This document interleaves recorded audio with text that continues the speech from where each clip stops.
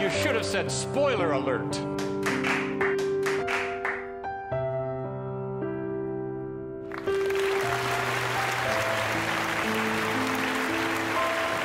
Sandra Bullock, The Blind Side.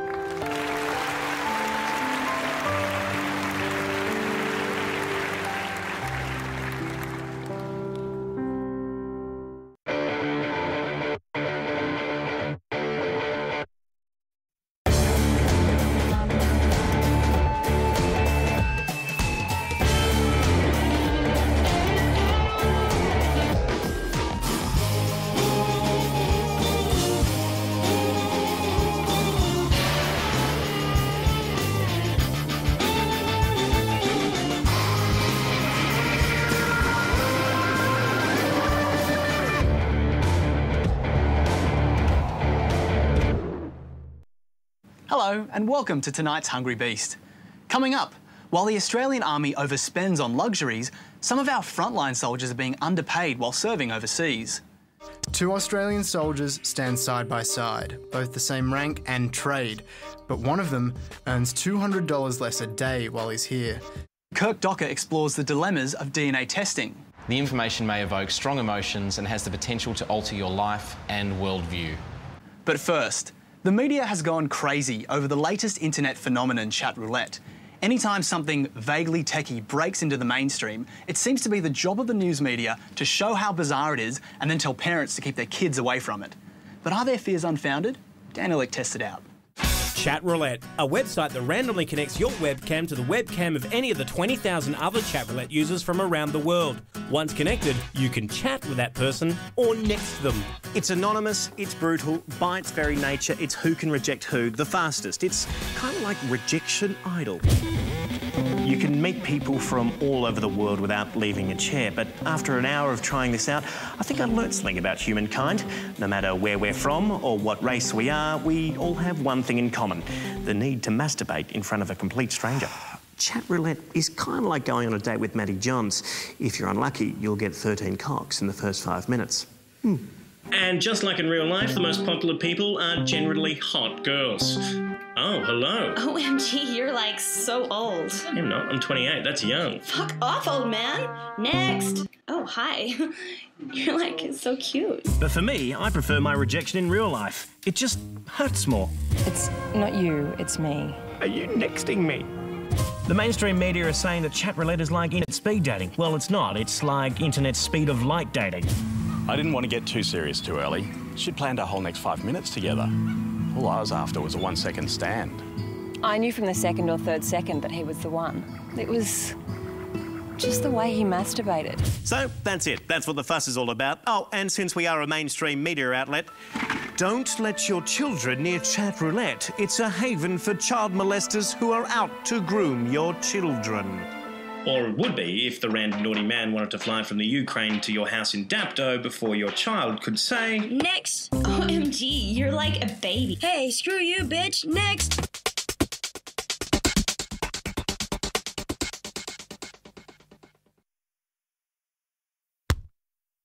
Stuff said this week. The racist Australians have to officially admit two things to regain their reputation among Indians. One, that almost all the attacks have been racist in nature. Two, that Tendulkar is the greatest batsman of all time, Bradman being only the second greatest. Comment by VB of Chennai. Times of India Online, 3rd of March, 2010. There's a man sitting opposite you. You notice the pattern on his shirt is similar to the pattern in the froth of your cappuccino. Excerpt from an online ASIO surveillance officer recruitment ad, asio.gov.au. 10th of March, 2010. Production plant runs on diesel fuel 24/7. High-grade plastic transported from China to Fiji to you. Shipping thousands of miles to the US and Europe, while thousands of Fijians do not have access to clean water. Message found taped to a bottle of Fiji water under the words "Flip for the Truth." Jeffrey 27 blog, 4th of March, 2010.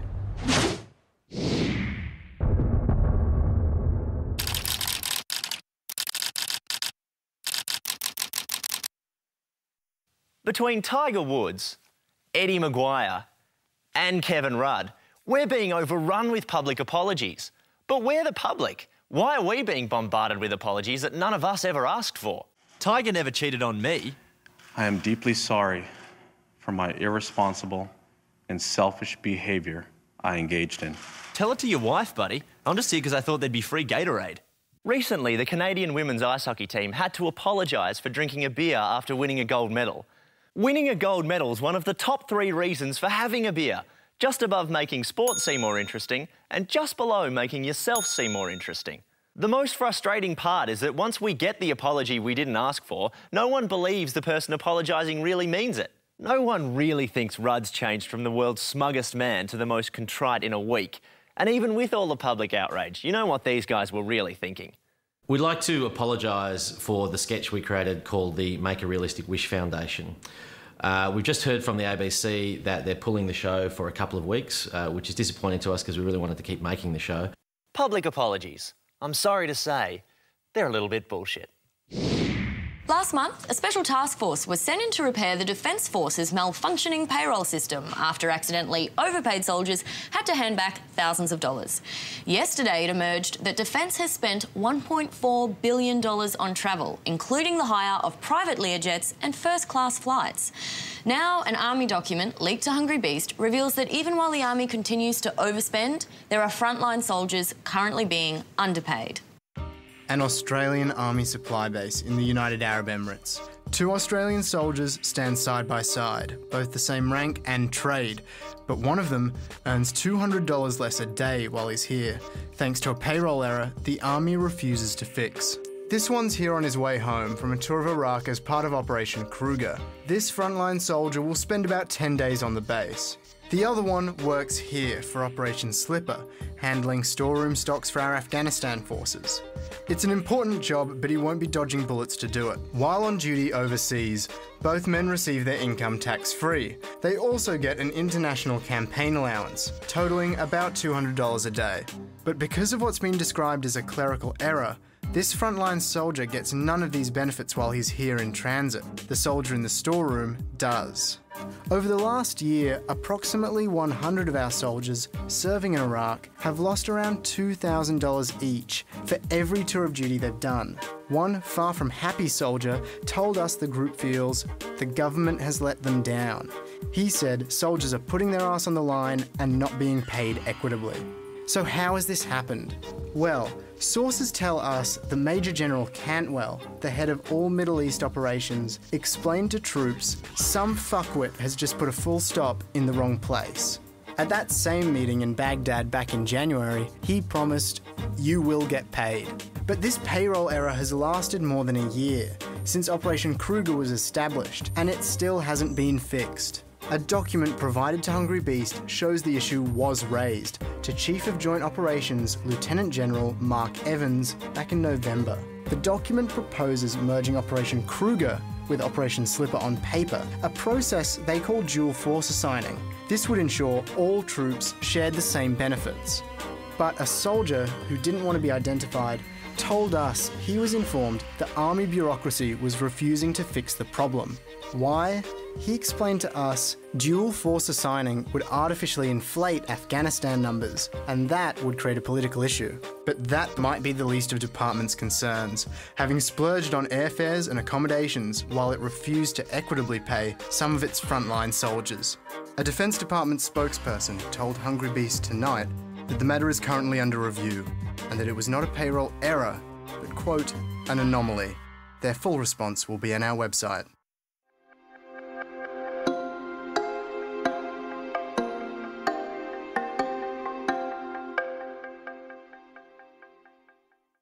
I am feeling that Chanel on you. Converse All-Stars, vintage 2004. Rolex. Omega. Beautiful. Product placement. It's everywhere. It's estimated that Australian companies spend more than $280 million on the stuff every year. And that doesn't even begin to cover all the imported programs, sometimes which have entire plot lines built around the stuff. See if you can guess who was paying the bills in this episode of US Family Values Orgy 7th Heaven. Oreos? My favorite. Hey, mine too. Would you like a cookie?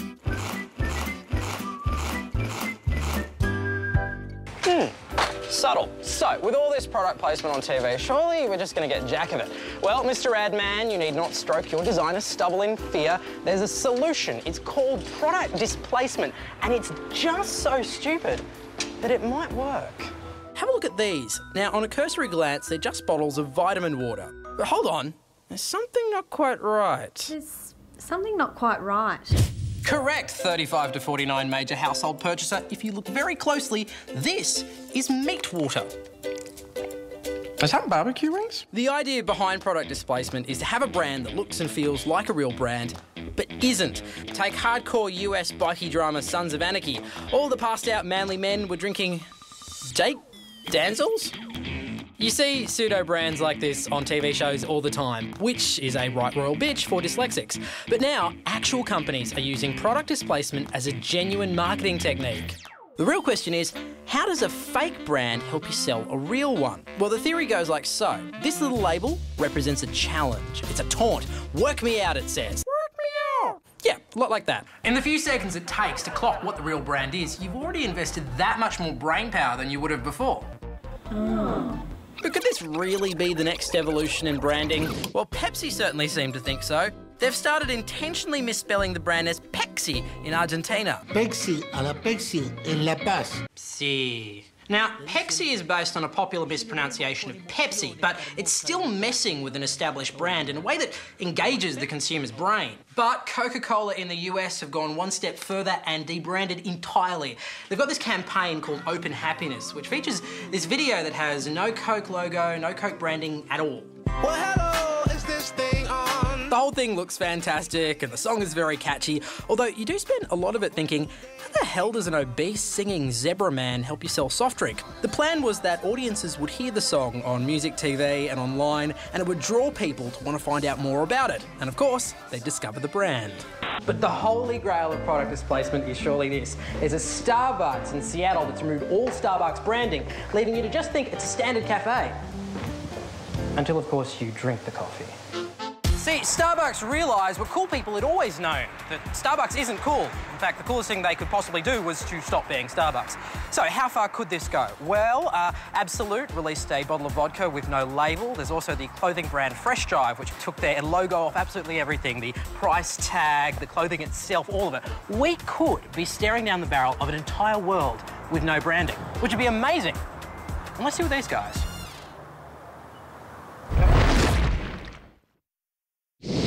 Hi, I'm Lewis Hobba. Earlier in the show, I made some remarks about public apologies that were vulgar, inappropriate and offensive to people who apologise for things. For that, I would like to offer my most sincere apology to you, to my family, but most importantly, to my fan. Sorry, Jon. South Korean police have arrested a couple for starving their 3-month-old daughter to death. They were addicted to an online game where they devoted many hours to raising the character of a virtual girl instead. Asia 1. Queensland scientists have shown that just looking at an attractive woman can make a man take physical risks which result in accidents and injuries. It's thought testosterone is behind this surge in stupidity. The research was carried out in a skate park. University of Queensland media release. And a new line of extra small condoms has gone on sale for boys as young as 12 in Switzerland. The Hotshot has a narrower sheath and is a result of research showing 12 to 14-year-olds did not tend to use protection during sex. Telegraph.co.uk. Hi. A few moments ago, I apologised for a sketch. That apology was unnecessary and uncalled for, and I would like to apologise. NIB Insurance recently offered cut-price DNA tests to its customers, bringing genetic testing into the headlines. Hungry Beast decided to explore the ramifications ourselves, so guinea pig Kirk Docker sent a sample of his DNA off to get tested. The results are in, and as Kirk found, having a DNA test can raise a minefield of issues. In the late 90s, an eerily prescient film called Gattaca predicted a world where the quality of your DNA determined your future. The film used sterile imagery and clinical performances to depict a dehumanised society, where superior DNA guaranteed success, but a bad DNA test was a ticket to social discrimination and menial jobs. 10 years later, Gattaca is so close you can smell it. Once only available for elite research, cheap DNA testing is now on sale to anyone. Genetic markers found in your saliva can predict the odds of you facing more than 100 traits and conditions. From arthritis to Parkinson's to diabetes. It can also tell you if your kids are likely to have red hair. Even though these tests are cheap, with no actual guarantees as to what you'll find, or whether the results will be good or bad, would you do it? Well, here it is. Not much to it. I sent my saliva over to US DNA testing company 23andMe to find out. That's it, everything's done, address is on there, everything's signed. Now I've just got to post this off. In 4 weeks, an email will arrive with my full test results. Getting a reading of my DNA brought up a set of conflicting feelings. Now, what if I found out something fucked up? The logical part of me says that's good, I can do something about it now. But the other part of me says, I don't really want to know about it. I'm in my 20s.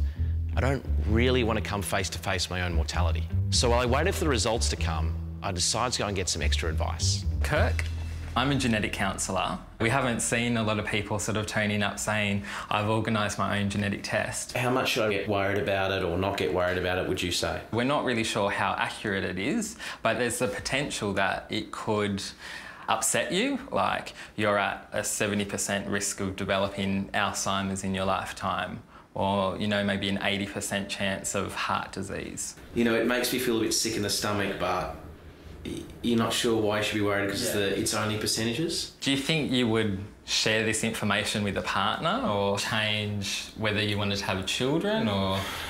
Shit, I hadn't thought about partners and wives. I just thought about my own personal shit. And it'd be really sad if you significantly changed your life or were significantly concerned about something that turned out to not be true. I don't know till I see it, you know. But predicting genetic disorders has already caused fears of Gattaca-style discrimination in the US. In 2008, George Bush signed the Genetic Information Non-Discrimination Act, prohibiting health insurers and employers from discriminating on the basis of genetic information. But while US health insurers can't deny coverage, they can decide how much to pay out after considering what your genetic test says. This freaked me out. So I contacted health insurers and found that currently DNA results have no impact on coverage. But there's no legislation here to stop changes in the future. Life insurers already demand to know if you've been tested, which can not only affect your premiums, but also whether you'll be covered at all. So I had to decide life insurance wasn't essential for me. The only thing left to do now was open my results. Just before you go through and actually get to see your results, it says risks. You may learn information about yourself that you may not anticipate. The information may evoke strong emotions and has the potential to alter your life and worldview. Rock and roll. Fuck, man. So you've gotten your results? Yes.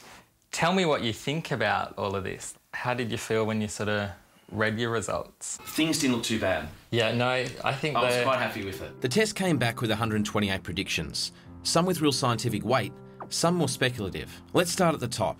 I'm relieved to find I have standard odds of developing Parkinson's disease and almost zero chance of Tourette syndrome. I have an above average short-term memory, but I have a higher than normal 1 in 8 likelihood of having a brain aneurysm at some point. I'm not genetically predisposed to become an alcoholic, and I apparently have a typical sensitivity to the smell of BO. When it comes to my chest, I have a 1 in 4 chance of heart attack and an increased 1 in 3 likelihood of an irregular heartbeat. I'm one of the lucky few resistant to stomach flu, and my odds of getting prostate cancer are 30% below normal. The test says I have a muscle performance of an endurance athlete, and I'm not a carrier of most of the genes which pass on conditions to my children, including cystic fibrosis. Death doesn't appear to be stalking me. I have typical odds of living to 100. The company says it provides education, not diagnosis. These results are merely predictions. And with the many medical possibilities it considers, our lifestyle has at least as big a part to play as what's written in our genes anyway. We're only at the beginning of discovering how genetic testing will impact our lives.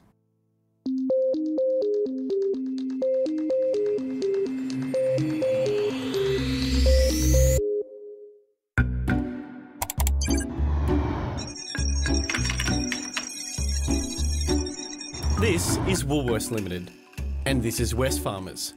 You know them as Woolies and Coles, the big friendly giants, the number 1 and 2 retailers in Australia. 23 cents of every dollar we spend ends up in their pockets. More than just Woolies and Coles, they own a range of supermarkets.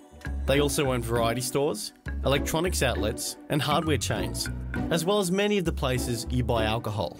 And not just bottle-os, Woolies has a 75% stake in 270 pubs and clubs, and Coles is catching up with 91. That's a lot of poker machines. Woolies alone operate 12,000 of them. The giants also sell fuel through deals with Caltex and Shell, and Wesfarmers owns coal mines in 3 states. But their core business is still groceries. Together, they share more than 70% of the Australian market. The UK's 2 biggest chains share 48%. The US equivalents are mere 20%. The giants flex their competitive muscles in a number of ways. They gradually buy out smaller rivals in a process called creeping acquisitions. They also buy land their competitors might be interested in and leave it vacant, a tactic known as greenfield acquisitions. In 2008, an ACCC inquiry found evidence of more than 700 restrictive covenants. Deals made by Woolies and Coles with shopping malls to keep out rivals such as Aldi and IGA. The giants agreed to phase out this anti-competitive practice, but hundreds of the contracts remain. The giants have also been accused of predatory pricing, using their huge buying power to push prices down, driving smaller competitors out of business, at which point they're free to raise prices again. And they don't just squeeze their rivals, they squeeze their suppliers too. The National Farmers Federation claims farmers are getting as little as 5% of what you pay at the checkout. Finance commentator Robert Gottliebson describes this as one of the greatest scandals ever seen in this country. Despite a recent ACCC inquiry into pricing competition backing the giants, farmers groups are now calling for a royal commission. Last year, Woolies and Wesfarmers made over $100 billion in revenue. They spend millions of that marketing themselves as caring Australians. Yet our grocery prices are up 41% since 2000. That's 8% higher than the OECD average. But if you want to protest by shopping elsewhere, good luck. Woolies and Coles have 6,500 stores. Despite protests from some communities, that number keeps growing. Woolies and Coles, our big friendly giants. As the Coles ads tell us, every dollar counts. On our website this week, we also take a look at the Sydney suburb of Newport, which is currently resisting the aggressive expansion of Woolworths. To take a look at that story, go to this address here. 69.1 cents. The average unleaded petrol price 12 years ago. $36.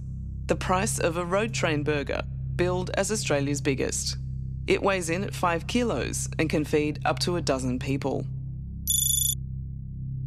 $153,143. The daily cost to maintain the 20,000 computer servers used to run the online game World of Warcraft, with its 11.5 million players worldwide.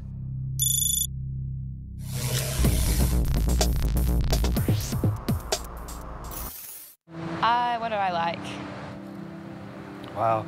Well, oh my God, I can't say that. Strong, athletic. Soft and hairless. I don't think I really want to answer that, really. Soft but rough at the same time. I just love touching it, you know. What is your favourite part of the opposite sex? Like the anatomy. My favourite part? That's pretty easy. Oh. Ankles and feet.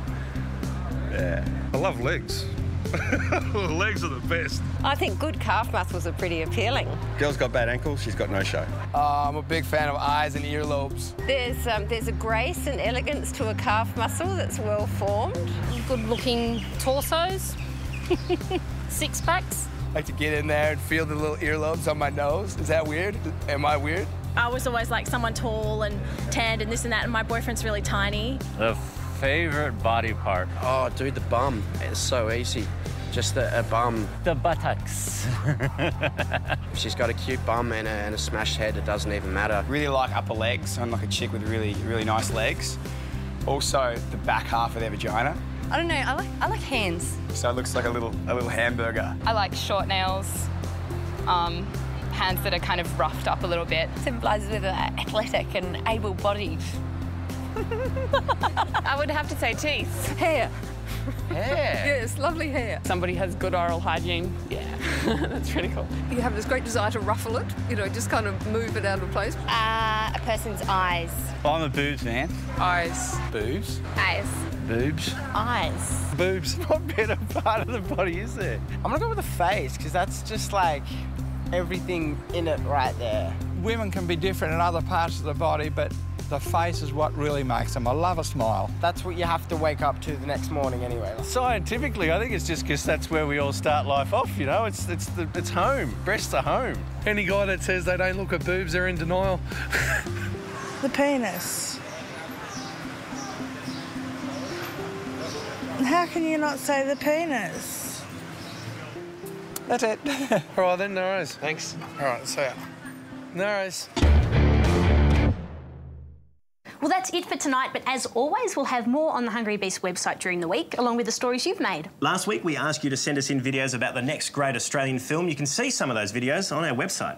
Our pick for viewer video of the week and to earn $1,000 was Happy Feet 2, Miserable Feet, posted by Paige Morrissey. Here's a sample. I'm dying, Bazza, and I'm an alcoholic, and I have a dysfunctional relationship with my family, and a drug problem. Oh, and I'm gay. Good on you, Paige. If you want to see the full version of Miserable Feet, you can. It's on our website. Next week, we're looking for videos from you making a public apology on behalf of someone you know damn well should be sorry.